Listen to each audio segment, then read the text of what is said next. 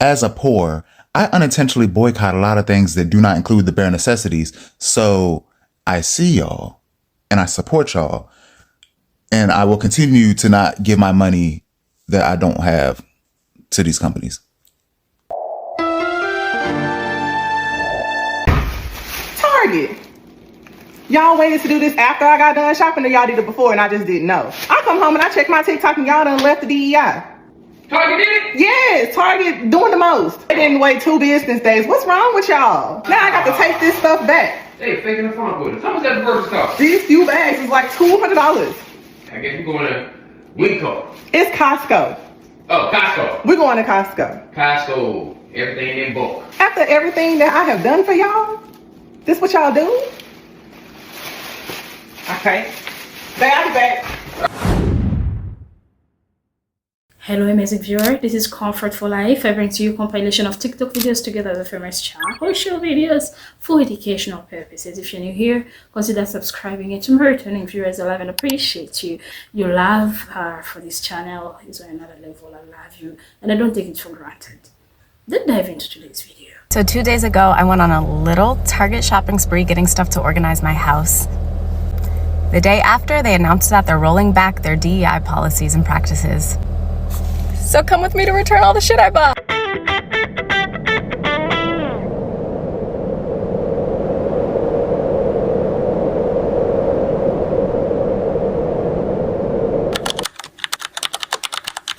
Just like woke, DEI has become the hot new slur. But what is DEI, and are DEI hires real? Let's get smarter in seconds. DEI stands for Diversity, Equity, and Inclusion. The acronym has become an umbrella term for strategies within organizations to account for past and present marginalization due to racism, sexism, ableism, and other forms of systemic oppression. In the United States, the 1964 Civil Rights Act made discrimination based on race, color, religion, sex, and national origin illegal, and DEI programs became the way that these mandates were implemented. Legislation that bans discrimination benefits everyone, except bigots. DEI programs are crucial, especially in the context of a country that, while founded on freedom and democracy, excluded women, black people, indigenous people, immigrants, disabled folks, and more. But how does DEI work? Say that systemic sexism in an office meant that women applicants were not considered unless they applied to be a secretary. The 1964 Civil Rights Act made that illegal. DEI programs were designed to dismantle such biases and create equitable hiring practices, ensuring that women would be considered for all roles based on their skills and qualifications instead of being excluded because of sexism.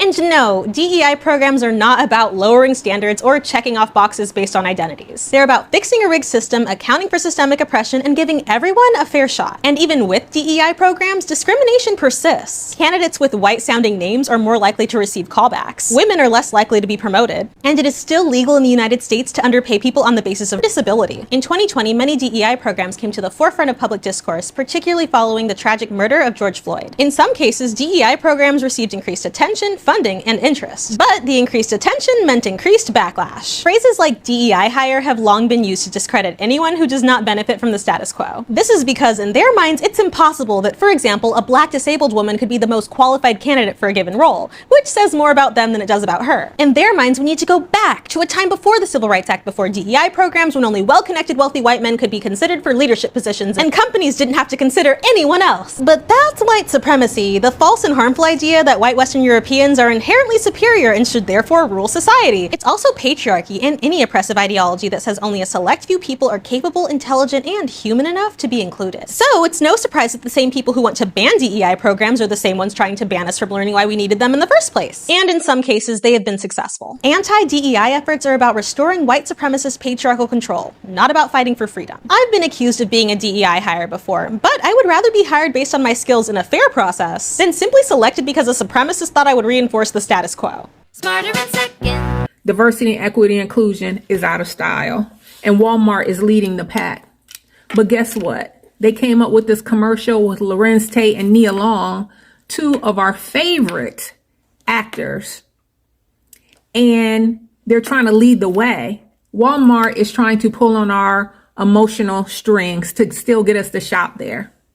So why is this so important? If woke is out and diversity, equity, and inclusion is out, why is this so important? Because Black people contribute $1.8 trillion to the U.S. economy. We are the largest economy of any racial group.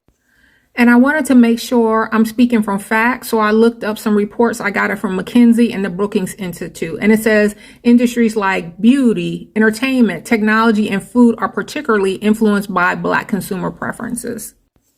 There are also 3.2 million Black-owned businesses in the U.S. generating billions in annual revenue.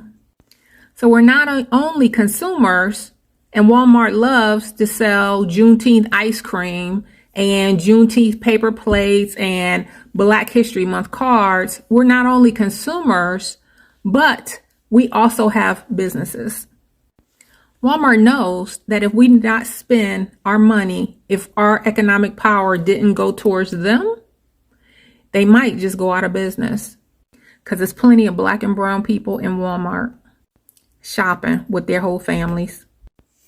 Never underestimate your value. Never underestimate your contributions to society. And don't put limits on your power. And don't give people power over you by spending your money in places and with people who don't care about you and don't care about your community. If you do not want a diverse workplace, then you do not deserve a diverse consumer base. We need to follow in the examples, teachings, and legacies of those who came before us. Economically boycott companies that are against diversity and inclusion for all. This is my official resignation letter as a Target lover. Target, I don't get it. I don't understand. I thought we had a good thing going. We were like this. I was literally going to go to Target today. Walmart, I get. Of course, Walmart. But Target, like you really didn't want my coins. You really didn't want my money. Sometimes I would just go to Target just to walk around because it's Target. Now I can't even do that. This really broke my heart. A lot of things I don't give a fuck about. A lot of things are expected. But this... Imagine how privileged you have to be to say someone's whiteness helped them get things done faster. Okay, let me show you why I say that. Behind the scene conversations the past 24 hours, but we got it done. Like, it didn't even take 24 hours after posting the video that I stitched and this on X for the Trump administration to get this done. Like, the Trump effect is so real. Personally, I love when y'all come on here and talk about things that y'all have actually no fucking clue about whatsoever. You only speak about things you've heard online or, oh, I know someone in my neighborhood. But me, I am an immigrant. I am an immigrant. I came to the States when I was 8 years old. I got my citizenship when I was 20. And you want to know how I got it? I joined the military. My mom was in the States years before I got here. My mom didn't get her citizenship till probably a few years ago. And she was here. We came in here legally. It is not a streamlined process. So maybe what you're thinking about is green cards. Maybe that's what you're thinking about. But I guarantee you, no one is coming here to the States and just getting handed citizenship. It's not happening. And it's not happening without spending thousands upon thousands upon thousands of dollars. And when someone is coming from a country where sometimes they do not even speak the language of the country, they don't have employment, how do you think they're going to afford these immigration attorneys? They're going to afford to file these paperwork, and then if your stuff does not get processed in a timely fashion, how do you think these people are going to get to do it? But she was able to have behind the scene conversations, and within 24 hours the Trump administration got it taken care of because she sent a tweet and Elon responded. How many black and brown people do you think can send a tweet and get their problem resolved in 24 hours? Y'all have to stop. Like, maybe you are either extremely ignorant to this country and what it is. I know they're trying to roll back DEI and all these things and equity and inclusion and stuff so that now y'all can go on and pretend like America doesn't have a race problem. Y'all love to act like that. But the people who are actually black, who actually look like me, and who actually face discrimination, we're not in the same world. We are not walking the same world. And I know you got that picture of that black young lady on your page. I don't believe that is you. That is not you. I know it's not you.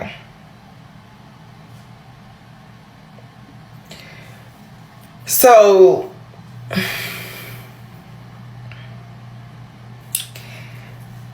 y'all don't be knowing the fuck y'all talking about, honestly. And that's just, honestly, that's the most fucking irritating part.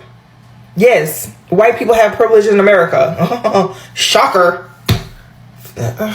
Bro, what the fuck y'all be talking about? And it's not even just that. In another video, she's, oh, get ready with me to go to the inauguration. And then she starts talking about, you know, it's just so crazy. You could be in a room and Snoop Dogg is on one side and then Conor McGregor is on the next side. And like, she has access to these people.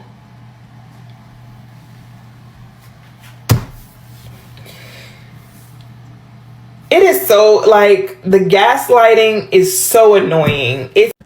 In one of my last videos, I was basically talking about how we can all organize to eat the rich, right? We've all come to the realization that we are in an oligarchy. This is not the land of the free. You do not have a say. This country is being ruled by an elite group, the billionaires, right? The 1%. And a lot of fellow TikTokers have gotten into the comments basically talking about how it will never work. Right? Because in that video, I was discussing how we need to pull together our global spending power because that's where it's going to hurt them. An oligarchy only listens to two things: violence and money, the loss of money.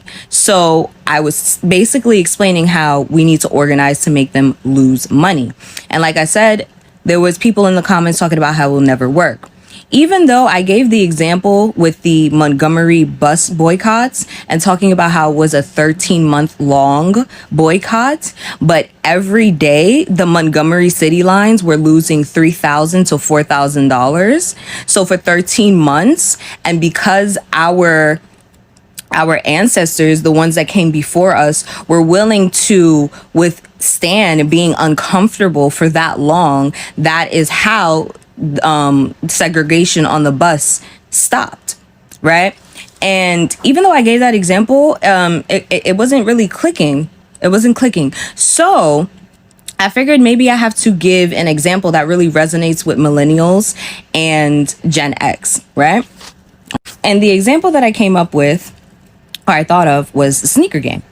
Now, we all know that all of these big major sneaker companies have factories set up in Asian countries where they pay their workers pennies and are able to manufacture high quality sneakers for probably less than $30 to $50, right?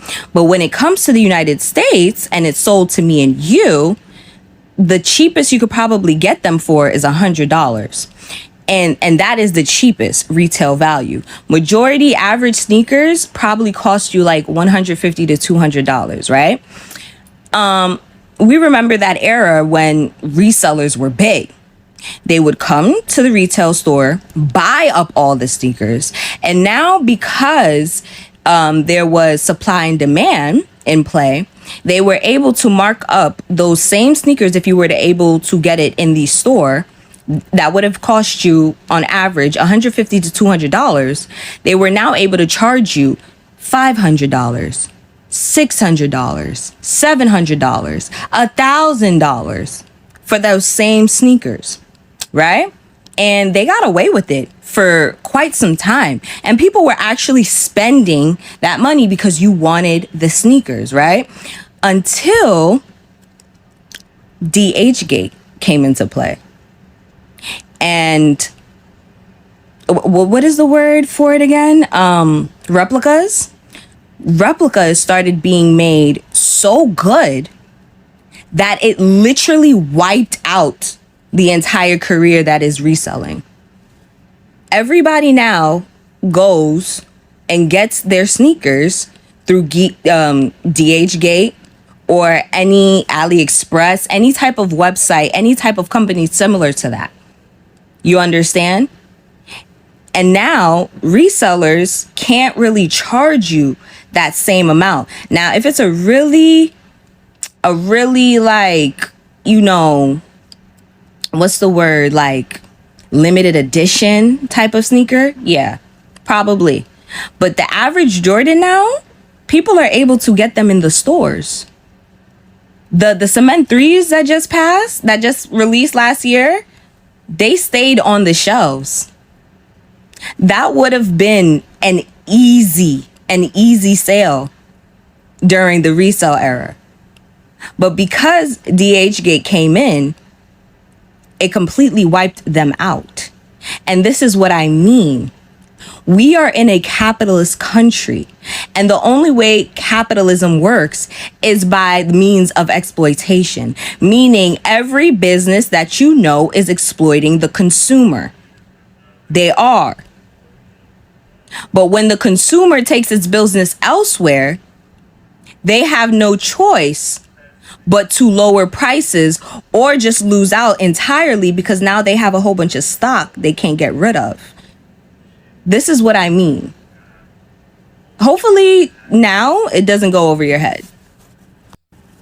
Boycotting is a sacrifice and it's an inconvenience, and it was never meant to be easy for anyone involved. Boycotting is not the only tool when it comes to liberation work, but I will say it is one of the few nonviolent ways that we have to make significant impact against capitalism to make it listen to what we are saying.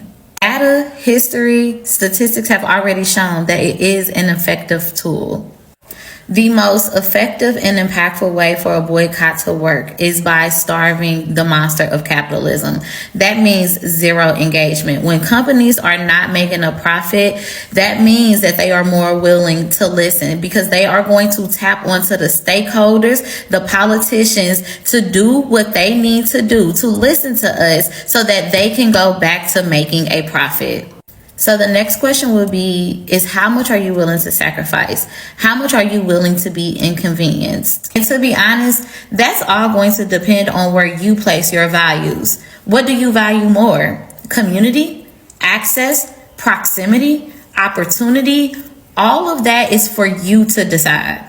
Now, what I do want to highlight, underscore, circle, bold is the fact that they are not playing with us. They have an entire playbook created while we are online debating on a boycott. You have to look at yourself right now in this current system and think about the part that you play.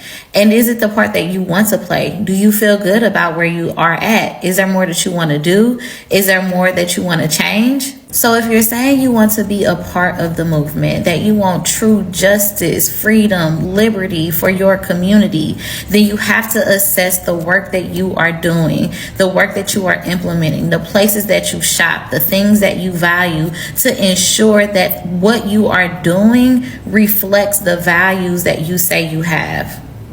But I want to be clear that that choice is yours.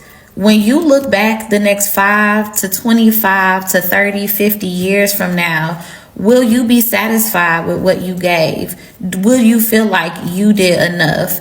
And that can only be answered by you. It genuinely scares me how many of y'all don't understand basic business principles, specifically as it pertains to like annual reports. For everyone saying that Target's revenue may drop and nobody wants to see revenue drop in the company, revenue is one thing, net income or profit is another thing. If my revenue drops, but I can figure out to cut my operating expenses, who cares?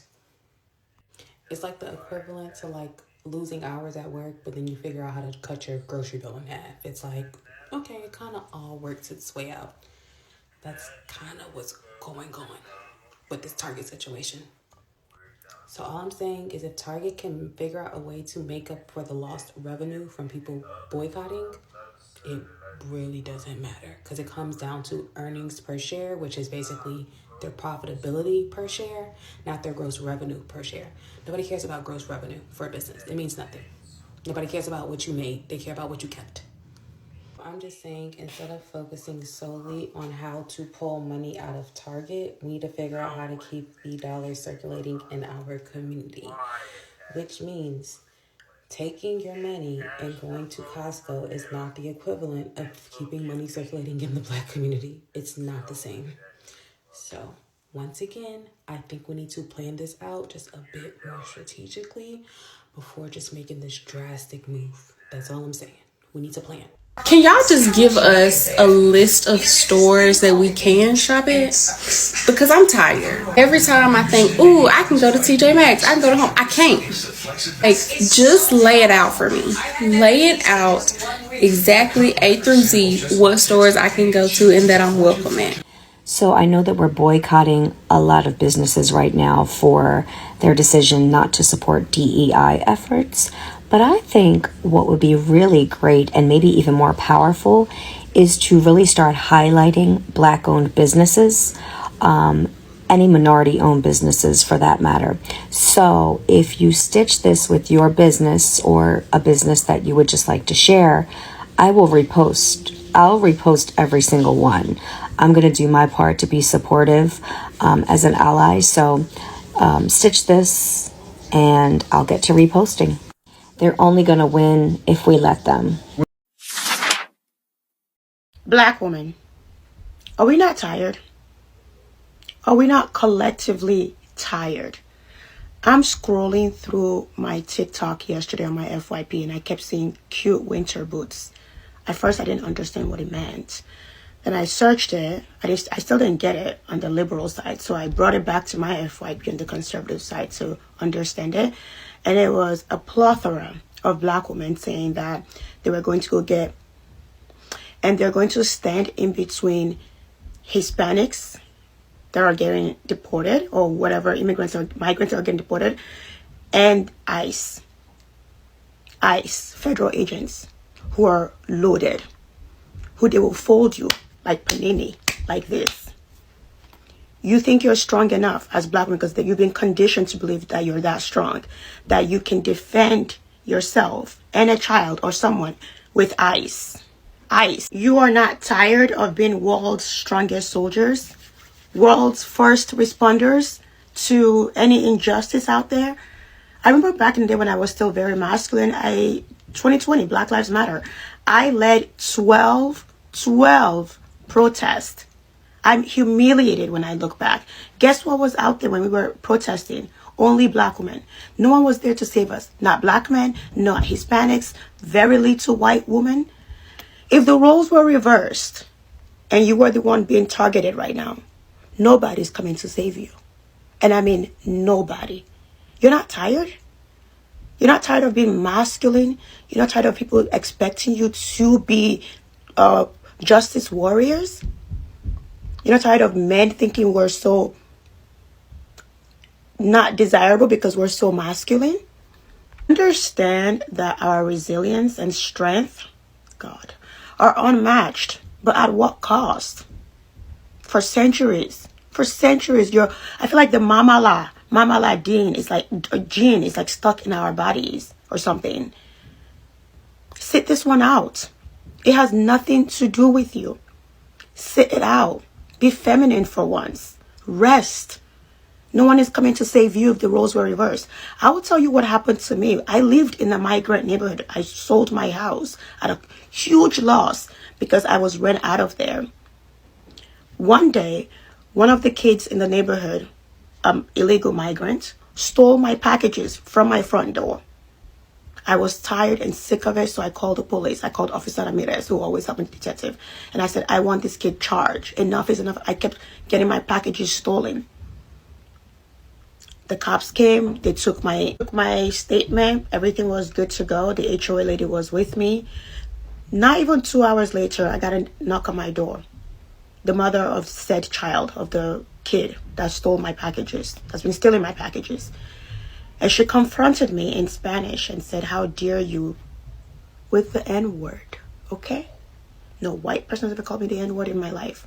But a migrant who doesn't speak any English at all, zero, nada, knows how to use the word N-word, okay? How dare you report my child to the police? Because now ICE is going to come after us. The audacity. Instead of saying, I'm so sorry that my child did this, like, we're just trying to keep our head under the table, like, I don't know why he would do this. I would have given her money or something. No, she got mad at me for calling the police. So I called ICE. That's exactly what I did. People do not like us at all. I'm generalizing here, but collectively, they do not like black people. So sit this one out. You're not tired of being perpetual saviors of the world? I know trying to block ICE in your classrooms or in your neighborhood. I'm a black woman, I'm so strong. I think, I'm sure you think it's a noble cause. It's not. It's not. They're doing their job. Let them do their job. You go do your job. It is a federal crime. A federal crime to do what you guys are planning on doing on TikTok. And you're posting it on TikTok. How imbecilic. This narrative that black women must be at the front lines of every battle, every war, has robbed us of just everything else every other woman is doing, just being. There are half of us who are trying so hard to remain soft and reclaim our femininity and fix this narrative. And there's the other half who are just, that they have to make us look so bad. You're embarrassing us. You're embarrassing me. Please stop. No one in history has ever stood in the gap for us when we are being attacked, when something bad is happening to us. No one. That's a fact. It's a historical fact. It is not weakness to prioritize peace this time around. It is wisdom. Relax. Enough is enough. You're embarrassing everybody. We're not warriors. We're human. We're soft, gentle, feminine women. The world will not crumble without your intervention for once. I promise you that. You can literally just go home and relax. Do your job and go home and relax. Let this unfold the way it's going to unfold. You're not Mama La. You're not the mama. You're just a girl. A tiny little girl. I hope this resonates with somebody. Anybody, please.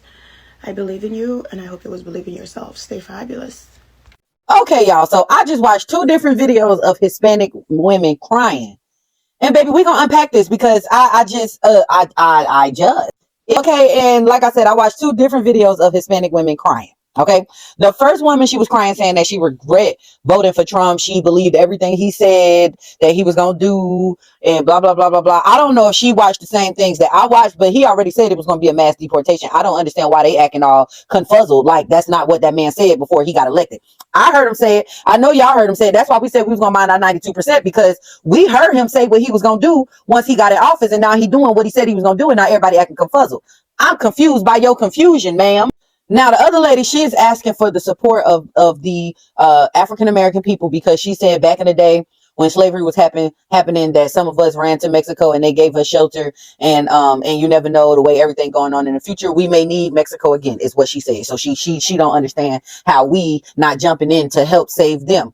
And for my recollection, Black people been considered the bottom of the totem pole for the longest. Even Hispanic people didn't like us that well. It was a whole debacle between being Hispanic and Afro-Latina, because they felt like Afro-Latinas was the bottom of the totem pole. But now you want help from us after we told y'all not to vote for him? We've been asking for decades for people to stand with us and march with us for our rights and Black Lives Matter, and y'all just kept saying all lives matter. But now that it's convenient for y'all want us to say Hispanic lives matters when y'all wouldn't even agree with us that Black lives matter. Again, I'm confused on the confusion about what y'all wanted us to do, because we told y'all we was down the ride and everything, but then when y'all voted for him, when we seen the percentage of how many Hispanic people actually voted for him, we told y'all don't ask us for no help later on. We said this to y'all, but yet now and still y'all want some help from us. We told y'all we was minding our business. I'm confuzzled with you, okay?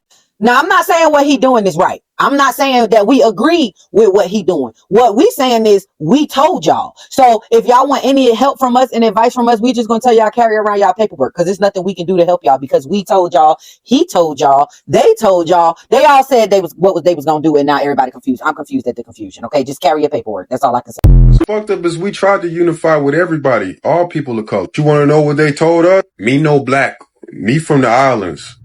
Oh, they don't like our community. Oh, Black people are lazy, this and that. Every time we try to reach out and be like, yo, we know what it's like to go through what you're going through. Let's unify, man. You know what I'm saying? We all got the same enemy. Let's work together. They would rather choose white supremacy. They would rather choose that. It's crazy how all other people of color have a slur for us and we don't have a slur for them. Isn't that some crazy ass shit to think about? So now that they're going through crisis and things are finna happen in this country, right? to Latinos, to the Asians, to all of them, right? Things are finna happen to them. Like, this is a fucking fact, especially seeing the rhetoric that's going on. You know what I'm saying? Like, all the hate crimes and shit. There is no unifying. We have literally tried. We have literally had our hand out there over and over and over again, trying to bring y'all in and trying to construct a plan to fight against racism. But no, y'all chose white supremacy. They keep trying to fearmonger black people. If they doing this to us, what you think they're gonna do to you? Shit, we won't be surprised. We gonna be ready though. Y'all thought it couldn't be y'all. While y'all was sitting there watching everything happen to black folks, sitting there like, oh damn, that's crazy. Oh, y'all thought it couldn't be y'all, huh? No, there is no unity, bro. We literally tried that shit already. Y'all spit on us. No, everything you have or had came off the backs of our civil rights movements. Every fucking thing.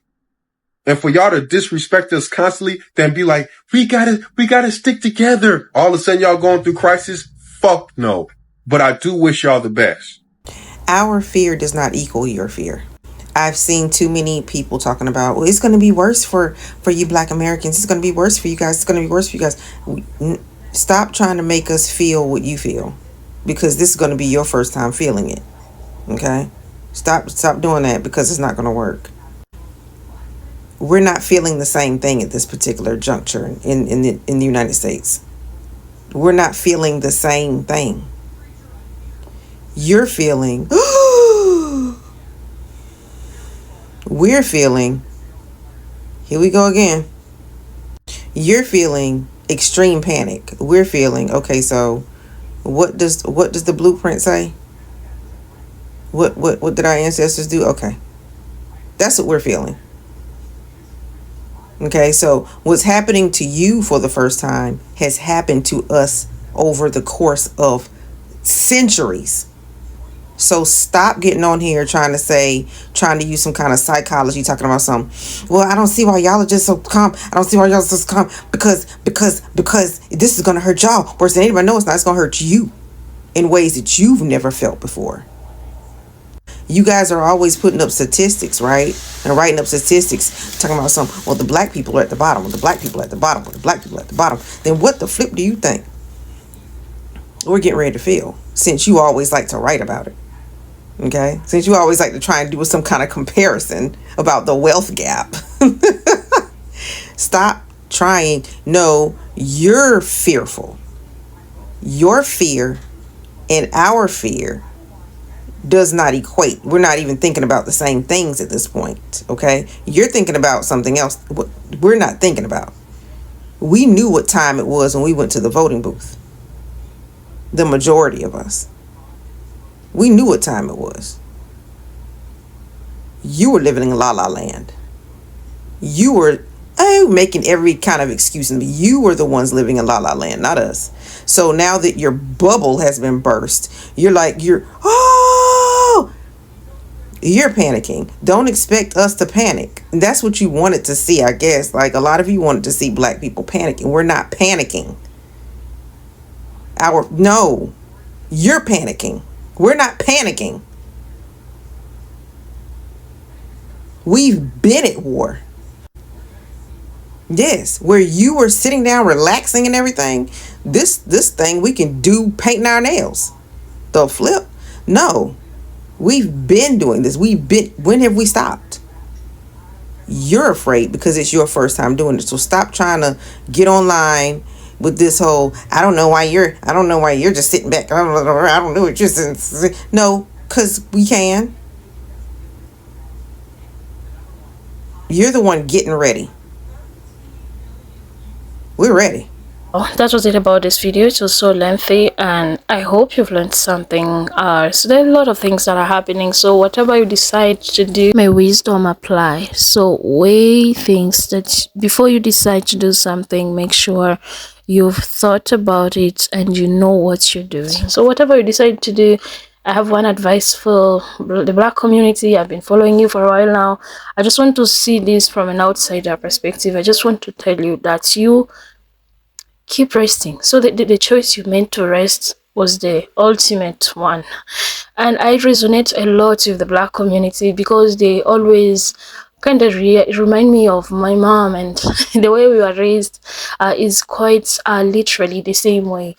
An African mother is someone who will beat you up, you know, and next they will do what you said. So yeah, do what you can, and also don't engage in what doesn't concern you. That's what I would say. But the country is still yours.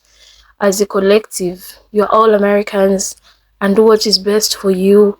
More especially, stay together and keep each other yeah, stay close to each other and make sure that none of you lack. But also you have to remember that sooner the cost of living will hike. So with the problem of immigrants, none of the Americans will escape the effect. So either you are affected by the deportation or not. Just remember that everyone will be affected in a way. So be wise on how you spend, because time is coming. We've seen people crying on the internet because they can't afford groceries. So this is the time now that you have to know what are the priorities and also store for the coming days, because yeah, days are coming that things are going to be insanely expensive. Let me just use that word. That was it about this video.